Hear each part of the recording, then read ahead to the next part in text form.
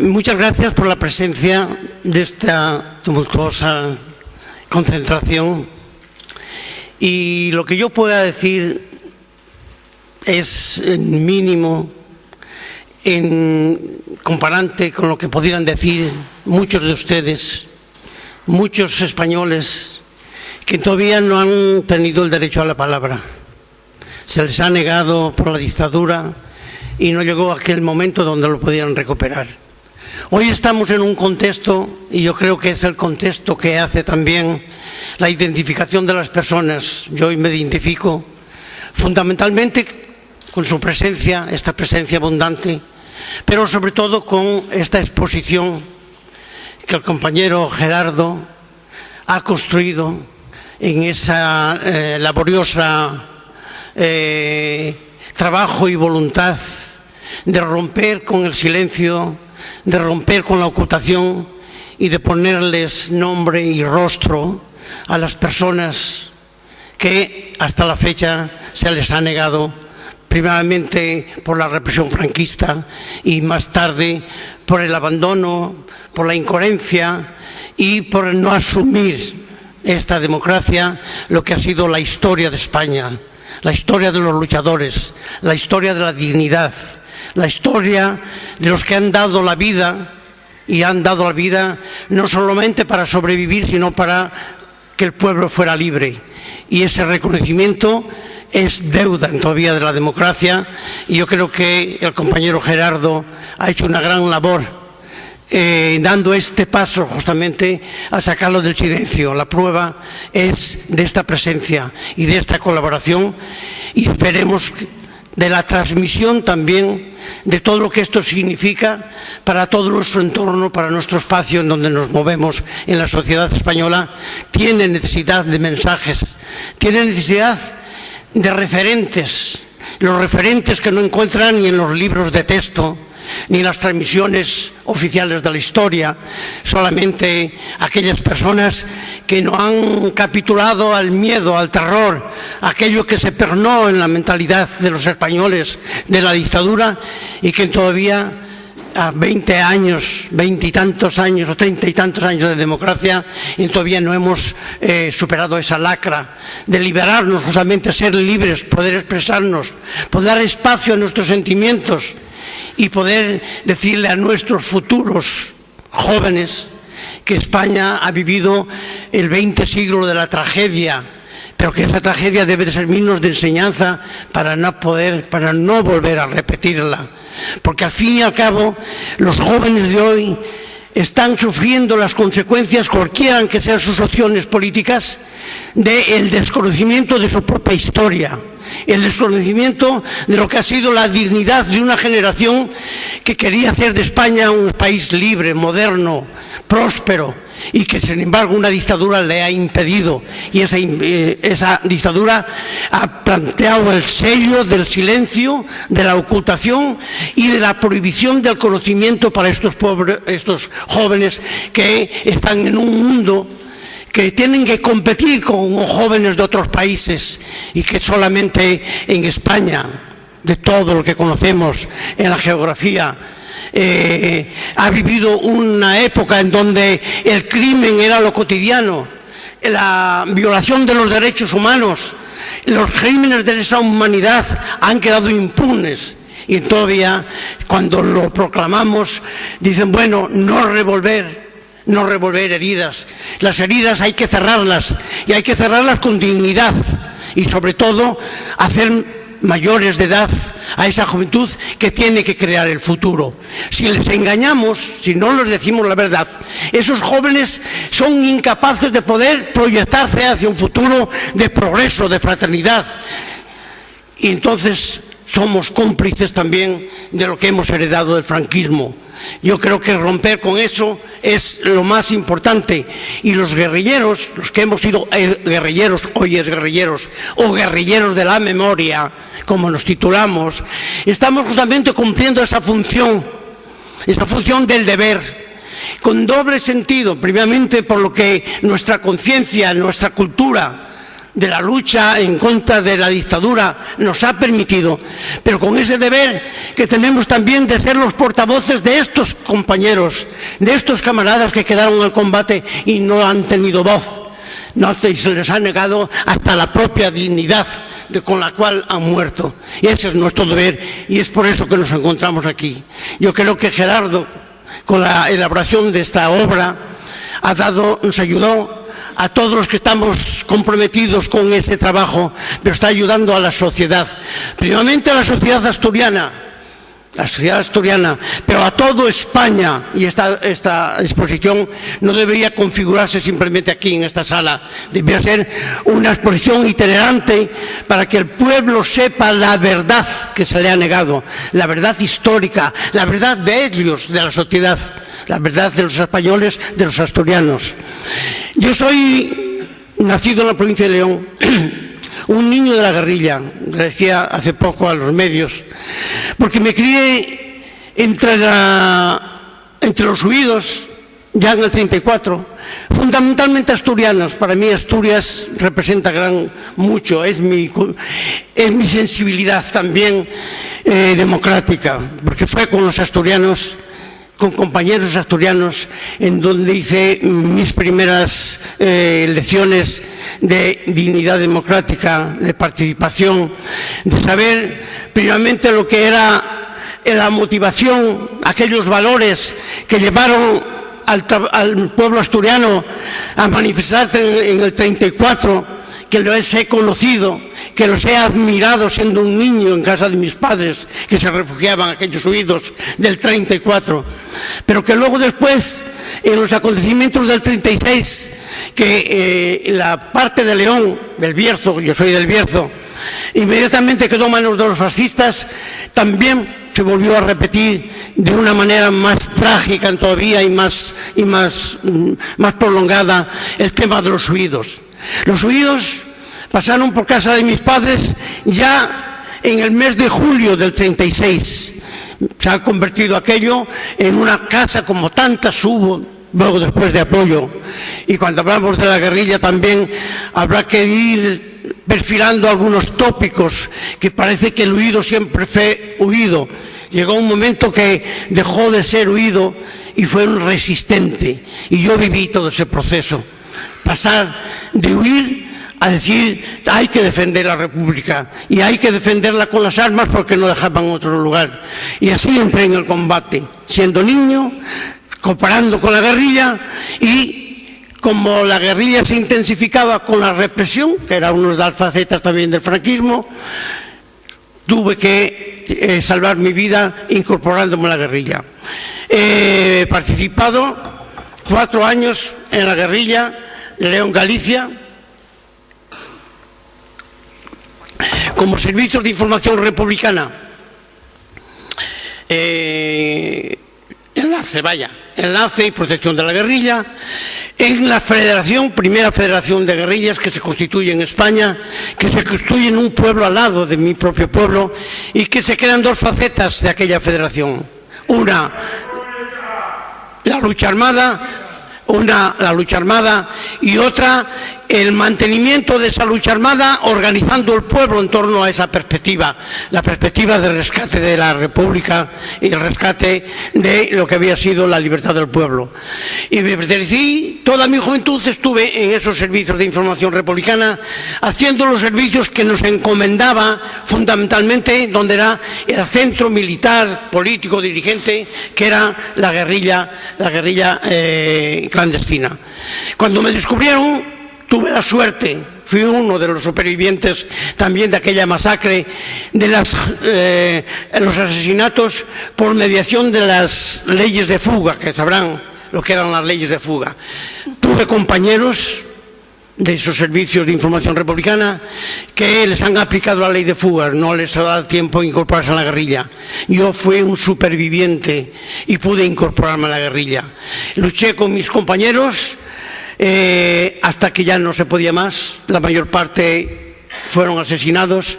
Tuve también otra suerte, no sé por qué, que he sido uno de los supervivientes. He sido un componente de la última guerrilla de León, Galicia, que salió al exilio en 1951, y entonces, miembro del Partido Comunista, seguimos trabajando sin ninguna nostalgia, porque habíamos comprobado en la práctica que era inviable la lucha armada en aquel momento. Hay que incorporarse para encontrar otras vías. He militado en el Partido Comunista hasta el último momento, pensando de que la vuelta a España, el rescate del mínimo de democracia, tendría que tener en cuenta esa deuda con el pueblo, y que el pueblo, esas personas anónimas, muchas anónimas, que se mantuvieron en el silencio, en el olvido, sin palabra, que encontrarían también poder identificarse con el sistema democrático español. Muchos, por la edad, han muerto y no se han podido identificar porque el sistema democrático español, entre comillas, no les ha reconocido. Yo creo que esta obra va en la vía justamente de paliar esas dificultades, y que una vez por todas España, la democracia española, si un día se constituye en condiciones, que reconozca lo que ha sido las etapas de su historia, y entonces estarán reconocidos los españoles. Entonces se podrá decir: España es una democracia participativa donde los españoles se reconocen, y no serán las frustraciones, no serán los desengaños, no será el impasse como ciudadanos de sentirse con orgullo de ser demócratas y de hacerse cargo también de la dignidad de los que dieron la vida por esa libertad y por esa democracia. En fin, yo creo que hay que dejar espacio a que haya preguntas. Yo no me extiendo en lo que han sido mis experiencias de la guerrilla, no merece la pena. Creo que la mejor prueba de lo que ha sido la guerrilla es la exposición, y yo tengo que decirle a Gerardo: gracias, Gerardo, les has puesto rostro y le has puesto nombre a nuestros compañeros y has hecho una grande obra. Esto es rescate de la memoria, esto es rescate de la memoria.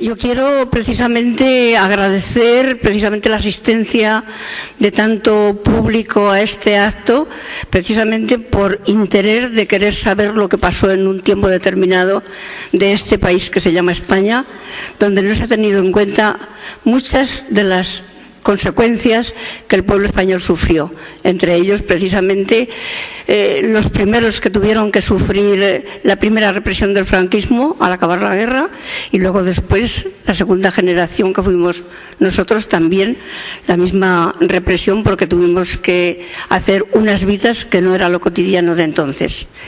Yo quiero, sobre todo, aparte de agradecer todos los que han hecho posible que todo esto se haga adelante, yo quiero felicitar a Gerardo por haberlo hecho, por este gran trabajo, que la verdad es que no solamente son las fotografías que hay, sino el trabajo de colocarlas donde las ha colocado con el marco, que ha sido una faena, una labor y un trabajo encomiable que yo creo que se debe de valorar. Luego después, y además, oye, es darle vida, es recordar, es el no olvidar a la gente que tuvo que salir de sus casas forzosamente porque los hubieran matado también. Así también los mataron, pero por lo menos tuvieron la posibilidad de defenderse fuera de sus casas. El que tuvo suerte de no habérsele aplicado la ley de fugas, por lo menos unos sobrevivieron, otros no, pero vamos, tenemos mal recuerdo de aquella época, y sobre todo tenemos que pensar que veníamos de unas elecciones del 36. Mis padres fueron votantes del Frente Popular de 1936, y la verdad es que tenemos que tener en cuenta que fue un gobierno legal de la República en aquellas elecciones y que luego después la guerra fue una sublevación del fascismo en contra de esta República que era legal, lo que podemos considerar que lo que ha habido, lo que hemos tenido, ganaron la guerra, pero fue siempre un gobierno ilegal. Un gobierno ilegal que luchó con los avances que había conseguido y que había programado la República, que si hubiera sido posible continuar la Constitución de la República como estaba planteado, yo creo que España sería diferente. Estaríamos en otra situación completamente distinta. Entonces, la verdad es que yo creo que ya somos pocos, hemos quedado en el camino un montón de gente y yo creo que, bueno, no llegamos ni a media docena, aquí estamos 2, pero tampoco hay muchos más. Pero creo que tenemos la obligación del no olvido, que es lo que ha hecho también el compañero Gerardo con esta exposición, que a mí me parece que es estupenda, que es la dignidad de todas estas personas, como ha dicho mi compañero Kiko, y que vale la pena esto no olvidar, y que las futuras generaciones sean capaces de pedir explicaciones, de orientarse, de estudiar la historia y sobre todo que los archivos de la policía, de la Guardia Civil, sean abiertos, donde la gente que ha estudiado historia sea capaz de informarse en estos archivos que ahora no están tan libremente al alcance de toda la gente. Y luego los medios de comunicación, que la transmisión sea también como debe de ser y que sobre todo se reconozca y que tengamos identidad, que no tenemos identidad, los que fuimos capaces de abandonar todo, abandonamos todos nuestros enseres, nuestras casas, nuestro trabajo, todo, para salvar nuestra vida, porque precisamente el caso mío es un caso que nos vimos obligados a tener que incorporarnos a la guerrilla porque corríamos el riesgo de ser detenidos, de ser fusilados, porque ya nos habían pasado recado de que en los centros policiales figuraban nuestros nombres. Bueno, en mi casa fue punto de apoyo de los guerrilleros, estuvimos casi 3 años siendo punto de apoyo de los guerrilleros. Mi madre murió todavía en la guerra, no había terminado la guerra, mi padre quedó viudo con 5 hijas, la mayor tenía 14 años. Seguimos adelante como pudimos y la verdad es que mal, porque y recordar aquellos tiempos, la verdad, yo me acuerdo que yo tenía 9 años, 9, 12, no, 11, 9 o 10 años tenía yo. Era muy, muy pequeña, pero precisamente lo recuerdo. Y al acabar la guerra, pues la verdad es que se pasó miedo, porque se bombardeó Cuenca. Yo soy de la provincia de Cuenca, 15 kilómetros de Cuenca, y los bombardeos eran tremendos también, y el miedo de aquella época fue grande. Pues bueno, al acabar la guerra, pues ya la dictadura, y la gente que tuvo que salir de sus casas en la guerrilla, pues se organizó como pudo, y nosotros tuvimos que salir a partir de los 3 años que fuimos puntos de apoyo, donde en mi casa venían los guerrilleros a encargarnos lo que necesitaban. Allí se quedaban un par de días. A mí, por ejemplo, mis 2 hermanas mayores con el tiempo se casaron, quedábamos las 3 más jóvenes, yo era la mayor de las otras 2, y yo era la que me encargaba de coger una lista de los guerrilleros y me iba a comprarles lo que me encargaban a Cuenca, porque en los pueblos de alrededor no se podía comprar porque era todo muy visto. Entonces no había medio de locomoción nada más que los animales, y yo tenía una burra. Entonces con mi burra era capaz de marchar a Cuenca con la lista, con dinero que me daban los guerrilleros. No lo ponía yo, me lo daban ellos. Yo le daba si tenía comida y les quería facilitar, se lo hacía, pero ellos siempre me dieron dinero para comprar lo que necesitaban. Cargaba la burra con todos los encargos que me habían hecho, y andando con la burra, pues, y la compañera, una compañera que también venía conmigo, Remedios, Reme, íbamos a Cuenca, comprábamos, y muchas veces nos hemos encontrado a la Guardia Civil en el camino, en la carretera, y bueno, yo digo, si nos coge la Guardia Civil precisamente con esta carga que llevábamos para los guerrilleros, no sé lo que hubiera pasado. Pero éramos jóvenes y sin embargo, pues oye, nos las apañábamos jugando, subiendo a la burra, bajando de la burra y haciendo cosas para salvar precisamente todo lo que llevábamos, que habíamos comprado.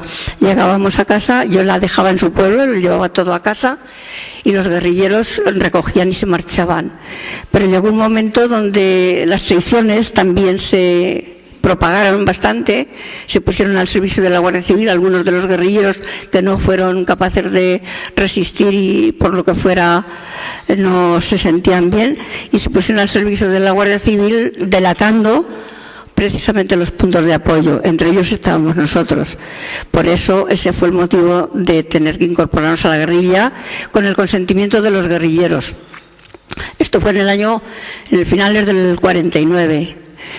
Y nada, yo he estado aproximadamente 2 años en la guerrilla, he tenido un asalto al campamento, hemos tenido, no lo he tenido yo, hemos tenido un asalto al campamento, no hemos muerto de la agrupación nuestra ninguno, nada más un herido, Guardia Civil me parece que murieron 1 o 2, no lo tengo claro, pero lo tenemos en el expediente también como castigo precisamente para cumplir.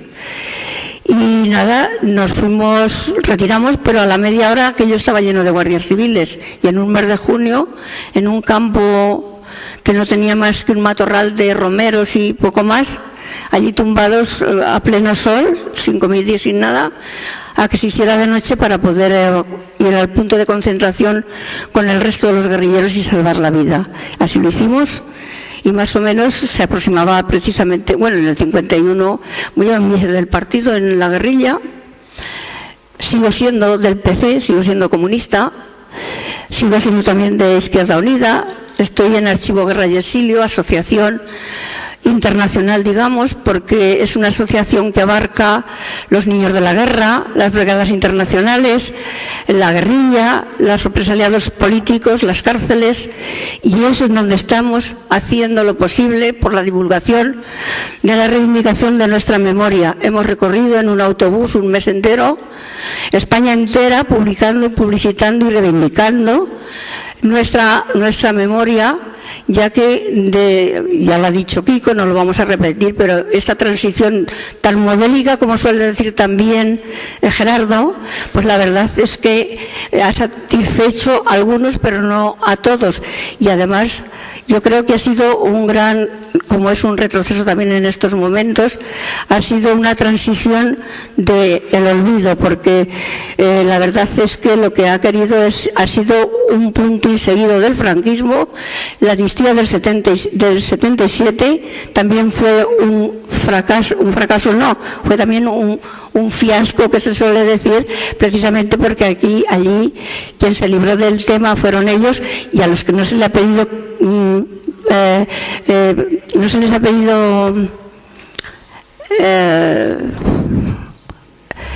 cuentas. No se les ha pedido cuentas todavía, pues la verdad es que ahí están tan felices como si hubieran hecho una gran hazaña. La verdad es que eso, seguiremos en este camino, y no estamos de acuerdo con la transición, porque aquello fue precisamente el olvido, y lo de las heridas que se suelen decir hay que curarlas. Precisamente para eso hay que curarlas, y mientras no haya precisamente reivindicación de esta memoria, yo creo que tampoco habrá lo que tiene que haber de convivencia normal de todos los españoles. En fin, más o menos a grandes rasgos, tengo un libro por ahí que he escrito, pequeño, hablando un poco de nuestra vida. Y la verdad es que si a alguno le interesa lo ves, y si alguien quiere preguntar alguna cosa me lo puede decir. Lo único que puedo decir es que todas estas consecuencias, yo pasé a Francia, vine también andando desde Francia a recoger guerrilleros, los pasé a Francia, y en uno de los viajes que hice a España me detuvieron y pasé 15 años en la cárcel.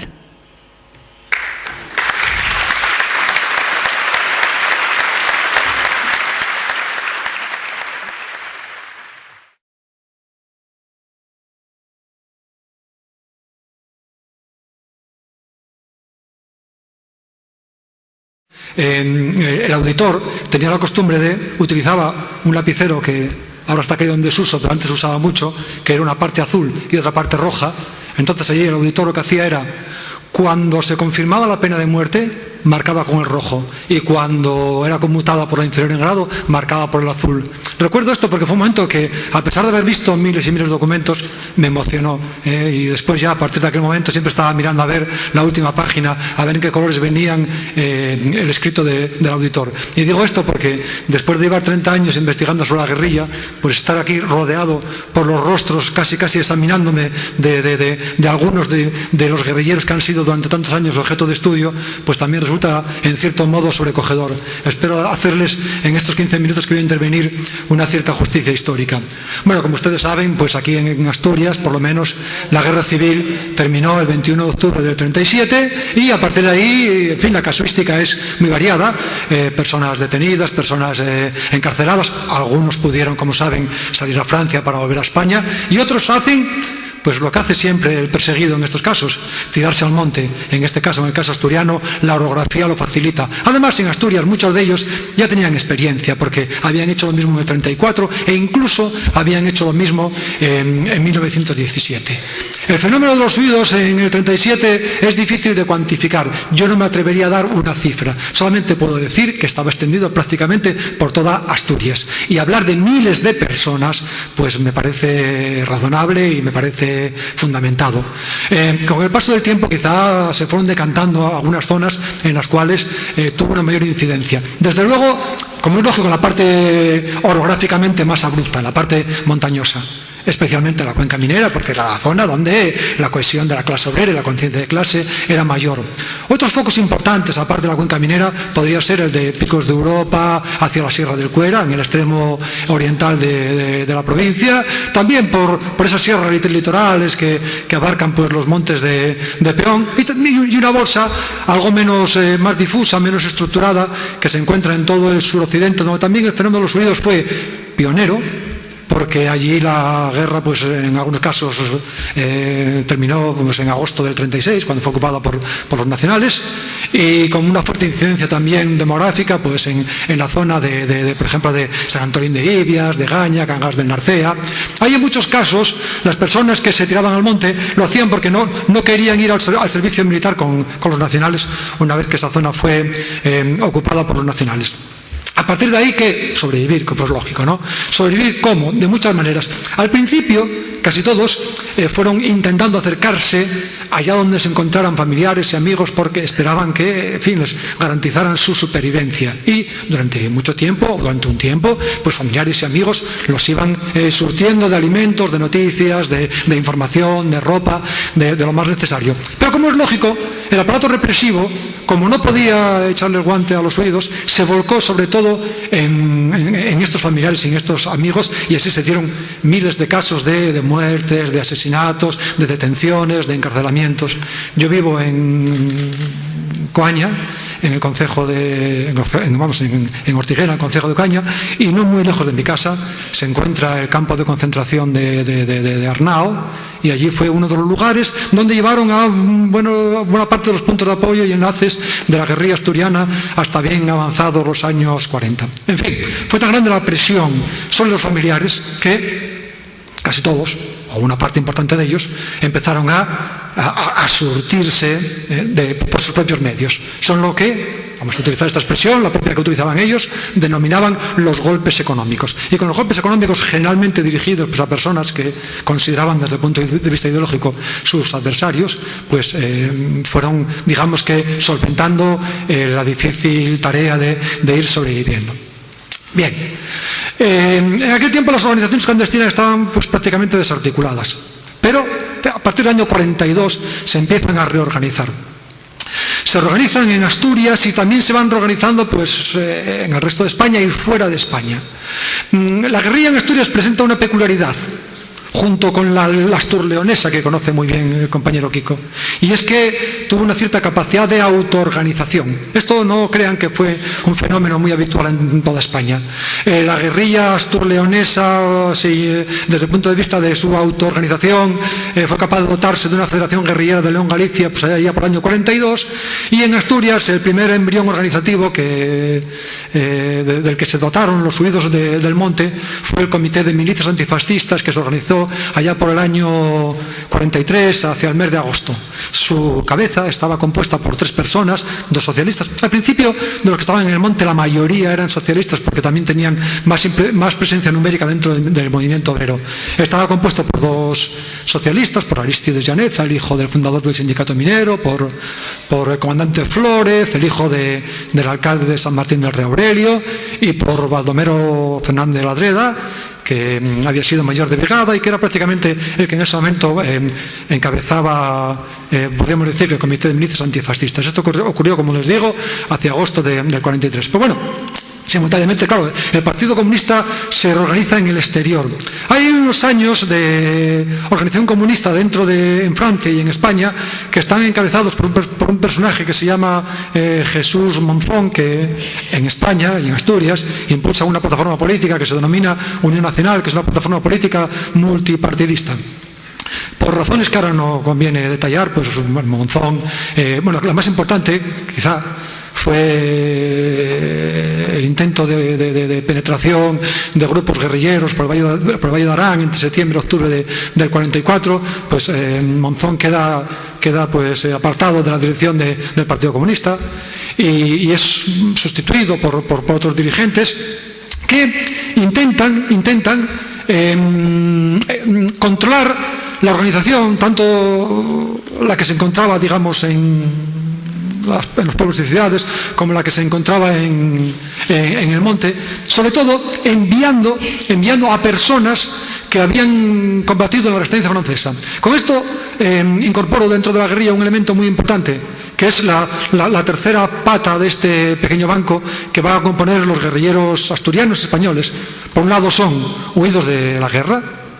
Por otro lado son lo que más genuinamente podríamos denominar maquis, que son personas que regresan de Francia, y por otro lado pues son los que los 2 componentes de la mesa aportan con su testimonio. Enlaces que, al verse descubiertos, pues tienen que incorporarse al monte. En un informe famoso de Carrillo del año 52 se lamenta de que nunca prestó la suficiente atención a los dirigentes que surgieron de forma espontánea en cada una de las localidades de España. Se lamento de esto porque a finales del 45 mandaron a un grupo que se llamaba el Grupo de Asturias, que encabezaba Agustín del Campo, que era de la zona de Carballín, y después intentaron organizar un grupo muy numeroso que llamaron la Brigada Pasionaria, que primero intentaron desembarcar por el puerto de Lastres, por la playa de España, pero no pudieron, porque esto fue hacia finales de enero del 46, fue una noche de, como dice en mi pueblo, de Ortiguera, de una gran vagamar. No lo consiguieron. 2 sí que desembarcaron, el que pilotaba la motora también, que se llamaba Tánger, lo detuvieron, fue a la cárcel de Oviedo. Los 2 que desembarcaron los mataron en el Sueve, y como fracasaron en este intento, después entraron caminando por Navarra. Era un grupo de casi unos 40 guerrilleros y bueno, prácticamente no llegó ninguno a Asturias. Y simultáneamente el Partido Comunista también mandó sus cuadros, mandó a un grupo de dirigentes que encabezaba un asturiano de la zona de Langreo, que se llamaba Castro García Roza, que encabezan el Partido Comunista entre 44 y 46. Digo esto porque se produjo una especie de rifirrafe, de tensión entre los guerrilleros que mandaba el Partido Comunista y los dirigentes que mandaba el Partido Comunista para encabezar tanto la guerrilla como el Partido Comunista en el interior, con las formas organizadas que existían espontáneamente organizadas desde el interior. Todo esto, por ejemplo, acabó con un fuerte enfrentamiento, por ejemplo, entre más que Castro García Roza, Agustín del Campo y Celestino Uriarte, por un lado, y por ejemplo Ladreda, que tenemos ahí con el número 1 de los que están alineados en las fotos, que acabó con la expulsión de Ladreda del Partido Comunista, y después en el 47 su detención y su fusilamiento. Todo esto, como siempre, lo deshizo la policía, porque en el año 46 se produjo una inmensa redada que detuvo a cientos de personas, murieron unos cuantos guerrilleros y prácticamente quedó desarticulado el Partido Comunista. Y ahí se produce ya una nueva fase dentro de la guerrilla en la cual predominan, por así decir, lo que podríamos denominar guerrilleros autóctonos. Son poco más de un centenar y en ese momento las figuras más destacadas eran, sobre todo, Constante de la Pallega, Boger, que podríamos considerarlo el jefe de la agrupación guerrillera, y con él, quizá como personas que tuvieron una mayor relevancia, Manolo Casigal, que era de la zona de los Casigales, de la Viana, y también pues los Castillo en Villaviciosa. Y podríamos decir que poco más o menos que este triunvirato es el que encabeza la guerrilla comunista en Asturias entre el 46 y el 48.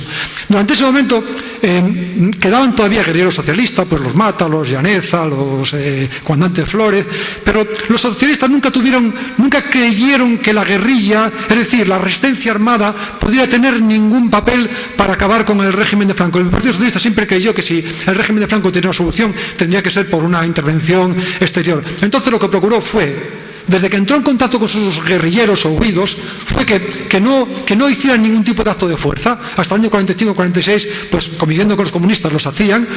Procuró, digamos, sostenerlos económicamente y después ya a partir del 46 en adelante lo que intentó fue organizar una expedición para sacarlos de Asturias, lo cual consiguieron allá hacia el mes de octubre del 48, donde pues un barco desde el puerto de Luanco, me parece, consiguieron pues evacuar, como les digo, a unos 28 guerrilleros asturianos y algunos leones. Bien, pues este periodo del 46-48, como saben ustedes, termina muy trágicamente para la guerrilla, porque por su candidez y por su desesperanza, la policía, el aparato franquista consigue infiltrarse dentro de la organización y montan una especie de pseudo suministro de armas en cadena desde la Franca hasta en fin, la zona de Santo Emiliano, con varias paradas donde presuntamente les iban a entregar armas. Cuando fueron pues distintas partidas de guerrilleros a recoger esas presuntas armas, lo que hicieron fue matarlos y en esa operación unos 17 guerrilleros pues fallecieron asestándole un golpe demoledor a la guerrilla. Uno de los que murió fue Boger. Del año 48 al 50, el jefe de la agrupación guerrillera y el guerrillero más carismático y con más capacidad política también de Asturias va a ser Manolo Casigal. A partir de 48, hacia el mes de abril, pues viene Luis Montero Álvarez, que es un cuadro destacado, que tuvo una relevante función dentro del Partido Comunista en el campo de Mauthausen para hacerse frente a la guerrilla, pero claro, como es lógico, como es comprensible, lo admiten con recelo, porque piensan que puede ser la cabeza de puente de otra celada, de otro intento de emboscada como el anterior. Durante todo el 48 prácticamente Montero Sabugo, que era como se le conocía en la clandestinidad, intenta casi inútilmente ganarse la confianza de los guerrilleros, cosa que no consigue prácticamente hasta el 49. A finales del 48, Carrillo y Antón y la Pasionaria visitan a Stalin y Stalin les recomienda que abandonen la guerrilla, que no se podrá asestar un golpe definitivo al franquismo, la derrota del franquismo no podrá venir por la fuerza de las armas, tendrá que venir como consecuencia de una lucha paciente, de acumulación de fuerzas, e incluso le recomienda que se infiltren en los sindicatos verticales, y de ahí surgirá la táctica del entrismo, de la cual Comisiones Obreras no deja de ser, pues, por así decir, una consecuencia o un epifenómeno. Esta consigna, claro, es difícil de trasladar al interior. El Partido Comunista lo que hace es, bueno, lo lógico sería sacar a los guerrilleros que tenemos en el interior, pero quieren seguir utilizándolos como una especie de, pues, como de cabeza de puente para que desde lugares en el monte custodiados por esas personas armadas, ser capaces de reconstruir el Partido Comunista. Y lo que hace con respecto a Asturias es lo siguiente: allá por mediados del 49 manda a un grupo de guerrilleros que, bueno, se llama el grupo de los 9, pero en realidad son 8. En fin, estas 8 personas llegan a un momento de abatimiento y de desmoralización de los guerrilleros que se encuentran en el interior, y se vuelve a producir otra vez una fricción muy intensa entre los del interior y los del exterior, a los que llaman despectivamente, los del interior les llaman franceses. En estas circunstancias, con la guerrilla cada vez perdiendo más apoyo, con una fuerte división interna dentro del Partido Comunista, con también la militancia desgarrada porque se ve atrapada entre dos lealtades, o apoyar digamos, al huido autóctono que conoce de toda la vida, o secundar las directrices del PC, que poco más o menos está diciendo que se vaya abandonando esta vía para optar por otra que les acerque más a los trabajadores y a las fábricas y a la movilización obrera. Esto es, como es lógico, un contexto que va a favorecer pues la rápida eliminación de la guerrilla, que realmente hasta el 48 había tenido pocas bajas, y se van a encontrar con que del año 49, 50 al 52 pues van a sufrir caída tras caída por diversos procedimientos. Los que se encuentran en el interior quieren salir, hay varios intentos de salir que resultan fracasados, que resultan frustrados, y en un ambiente pues ya de delación, de confusión, de crispación entre la militancia y de un cierto desgarro por esta disyuntiva que como les digo, se les planteaba, pues prácticamente, aunque todavía queda alguno por ahí, el fenómeno guerrillero como tal, pues en Asturias desaparece en el año 52. Podríamos utilizar quizá como referencia la muerte de Ramón el de la Nueva, que matan o se suicida mejor en octubre del 52 en el poblado minero de la Camocha, cuando estaba cercado por la policía, y a partir de ahí pues quedan algunos escondidos que detendrán más tarde, pero bueno, pues ya podríamos decir que el movimiento obrero y el Partido Comunista van a circular por otros derroteros, y esa se puede considerar ya una vía muerta, con un gran dolor, con un heroísmo enorme de la resistencia al franquismo, ¿no? Muchas gracias.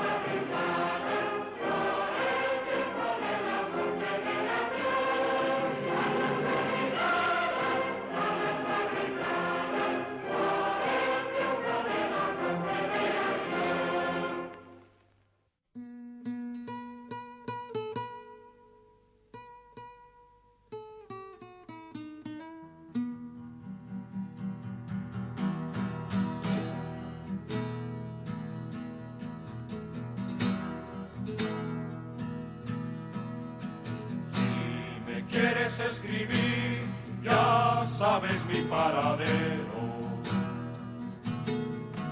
Si me quieres escribir, ya sabes mi paradero. Tercera brigada mixta, primera línea de fuego. Tercera brigada mixta, primera línea de fuego.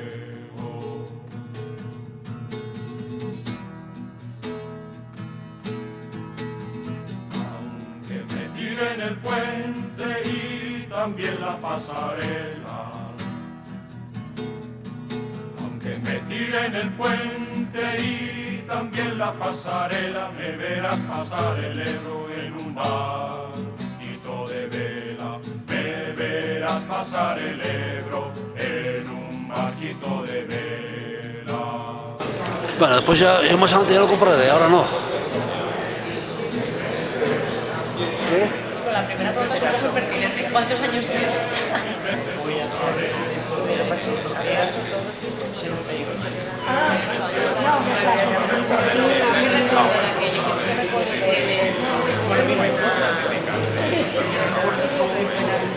Bueno, de todas maneras, tampoco es lo que nos gusta.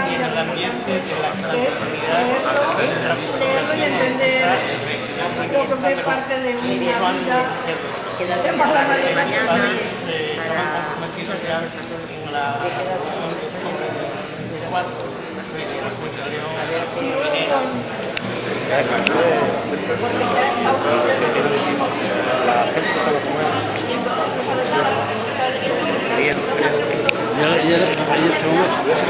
yo, él también quería también, ¿eh? Mucho, eso quería, porque era con él. Pero Cristiano,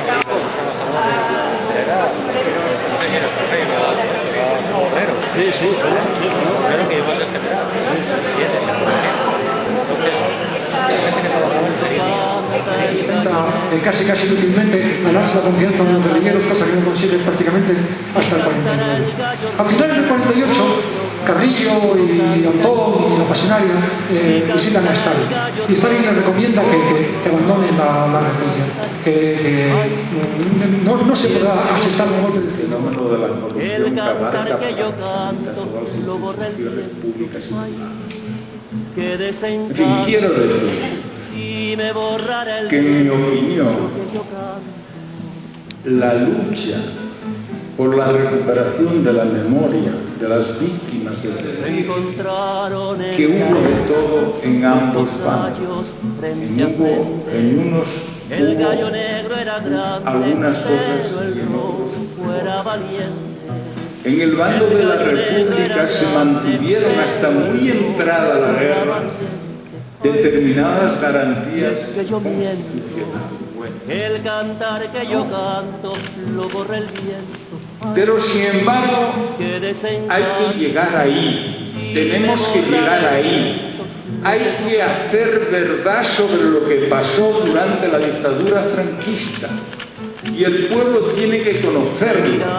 Y ese conocimiento que han de redactarlo y pasarlo negro sobre blanco, tienen que hacerlo los historiadores. Y ese conocimiento tiene que entrar en los centros de enseñanza y nos conduce a esta lucha, a estos hombres que lucharon bajo la bandera de ese régimen democrático, confirmado legítimamente en las urnas en febrero de 1936, cuando el Frente Popular gana las elecciones. Yo creo que son ideas importantes para dar un impulso a esta lucha que, insisto y termino, es mucho más una lucha por recuperar el honor, la dignidad y la memoria de estas personas.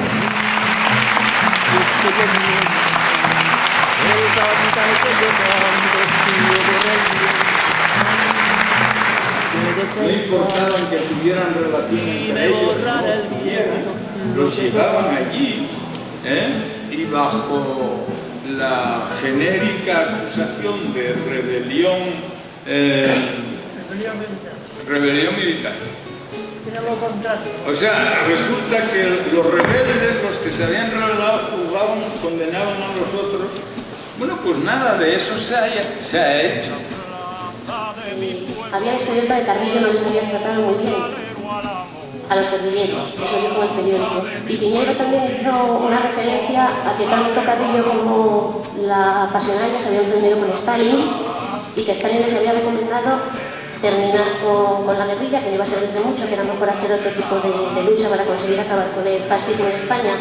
Entonces me gustaría saber de dónde ha sacado esa información y si es así, si es real, ¿por qué no se hizo algo para sacar a los que quedaron y que se les dejó morir como perros cuando les podía haber salvado la vida? No a todos, por supuesto, pero sí a muchos.